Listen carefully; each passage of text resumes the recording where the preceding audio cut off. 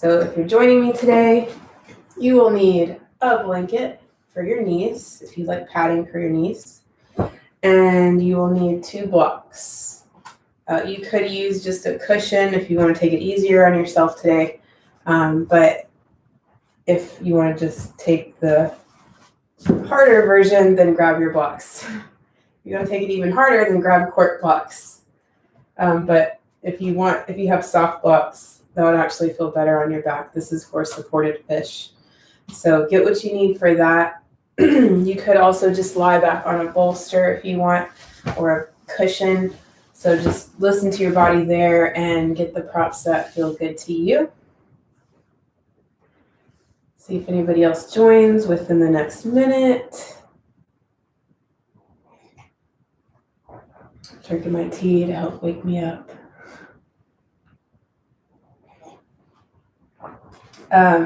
Yesterday we talked about the lung and the large intestine meridian, and I'll be talking about those again today.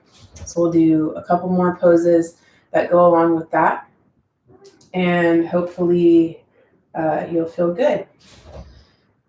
So actually we're going to start in a seated position just like we did yesterday. So if you want to sit cross-legged, you can, or if you want to sit on your blocks or a block like we did yesterday, then you can go ahead and get situated for that. So I like to sit in Virasana, sitting on a block with my legs bent back here. It's just less knee pain. You can also stack your blocks and make a little chair out of them. That's also nice. We'll go ahead and start. And we're going to start with that alternate nostril breath again, because we remember it kind of is a pressure point there for the large intestine meridian, the lung meridian. So let's take our left hand today. So yesterday we started with the right. Well, let's start with the left. Take your first and middle finger to your forehead, or you can drop it down to your palm and take the thumb and the ring finger on the side of each nostril. So close the thumb nostril, breathe in through the ring finger nostril. And close the ring finger nostril, breathe out the thumb nostril. Breathe back in through the thumb nostril.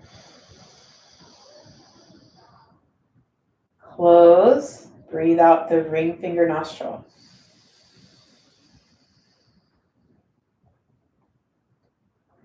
Then hold for 1 second, breathe back in through the ring finger nostril. Hold, close the ring finger nostril, breathe out the thumb nostril. Hold, breathe back in through the thumb. Hold, close, breathe out the ring finger nostril. Hold. We're going to do that 2 more times. Go at your own pace.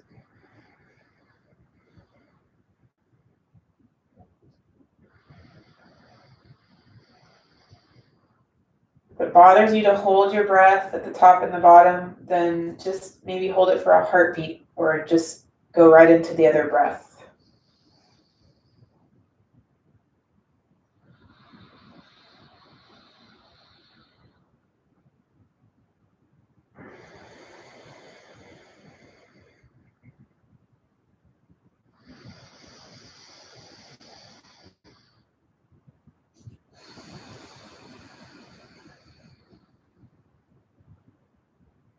Once you finish those rounds, allow your breathing to become in your natural state, just in your nose and out your nose, and try to breathe in the nose and out the nose throughout the whole practice today. All right, from here, we're going to come down. You can set your blocks to the side, grab your blanket, unfold it, place it underneath your knees, and then we're going to come into what they call twisted tadpole in yin. So from tabletop, you're going to slide. Actually, we'll take our knees wide. So tadpole in yin is basically child's pose. So knees wide, your toes can be reaching toward each other. They may touch, they may not. And drop down to your forearms and slide the right arm underneath the left. So if you remember from yesterday or from the last video, the lung intestine meridian is on the back of the arm, or the front part at the top of the arm, I should say. Anyway, so lower your shoulder to the mat. You can rest your temple on the mat, or you can rest it on a block. This is my dog, Missy. Stretch your left arm forward. You can walk it to the top right corner of your mat and kind of open your chest to the side, or you can just leave it out in front. Another option is to wrap that arm behind your back. You don't have to do that. That doesn't make you a better yogi to do that. It's just an option. So just listen to your body. Your hips can be up here, or if you want, you can sink your hips back toward your heels. And so now you're in like a child's pose, and you're twisting over in a thread the needle type action with your upper body. But try to relax here. This is great for the upper back. We're also adding pressure to the top of the arm and the shoulder where that large intestine meridian runs. So try to relax the muscles in the shoulders. Relax the hips, because we're also working into the hips here and the lower back. Try to incorporate that slow breathing that we just started the class with within every pose we do.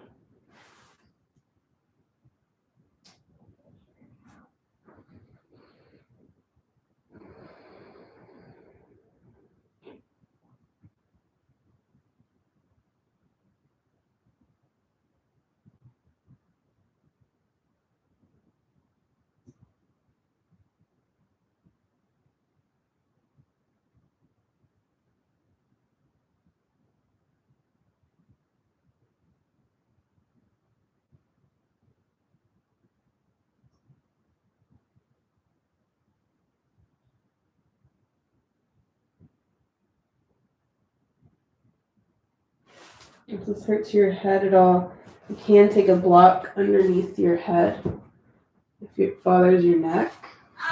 I don't have an answer. Gotta love smartwatches when you're teaching yoga. They like to go off whenever they want.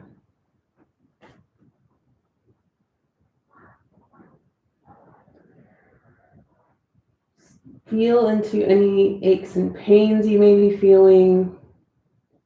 Just notice the sensations. Notice everything about the sensation. What kind of pain is it if you have pain? Is it a gentle stress, or is it a pain? So you want that gentle sensation, the mild sensation. If it's too much, you can always lift the hips up a little bit. This is not an easy pose, so just breathe through it. Come out of the pose if you need to. Be here for 5 more breaths.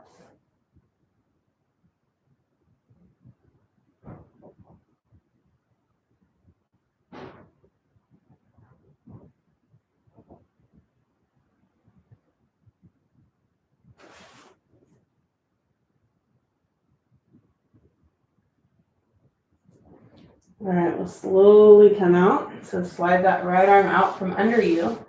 Lift the right arm up to the sky and take a little counter stretch here. Bring the hand down, bring the knees together and sway the hips side to side.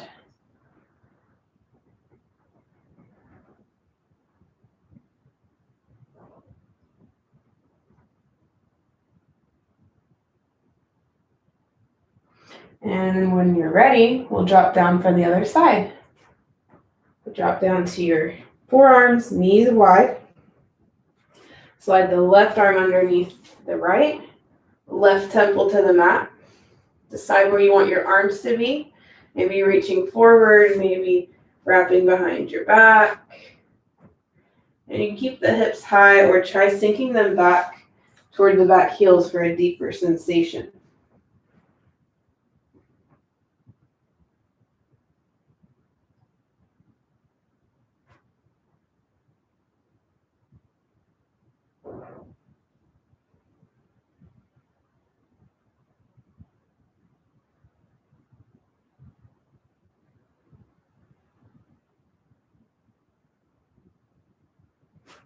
Remember, try to become still in the pose. Try to relax the muscles in the shoulders, the hips.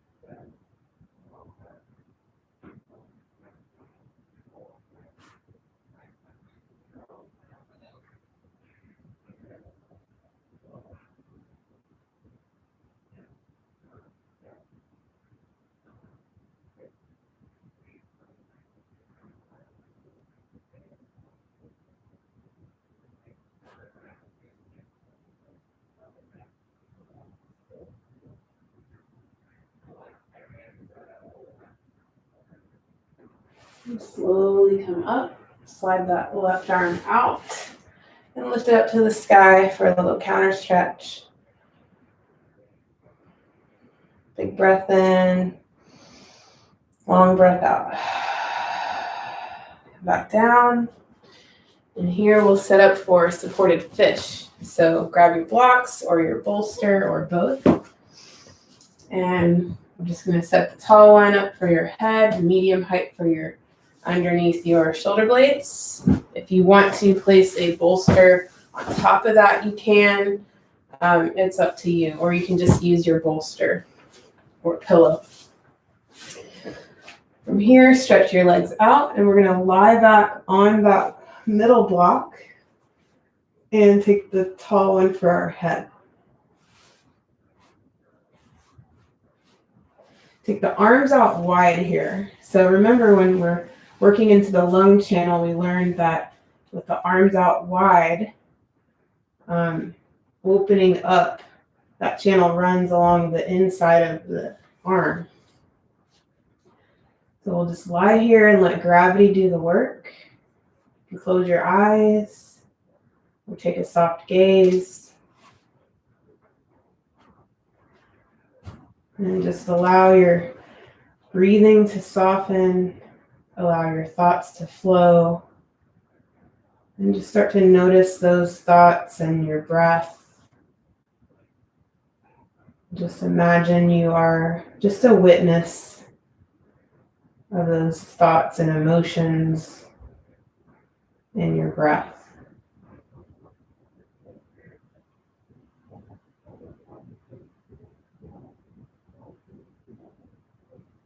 See if you can even tune in to the sensations of the breath going through that channel, through the lung channel, all down the inside of the arms, into the hands, into that first finger and the thumb.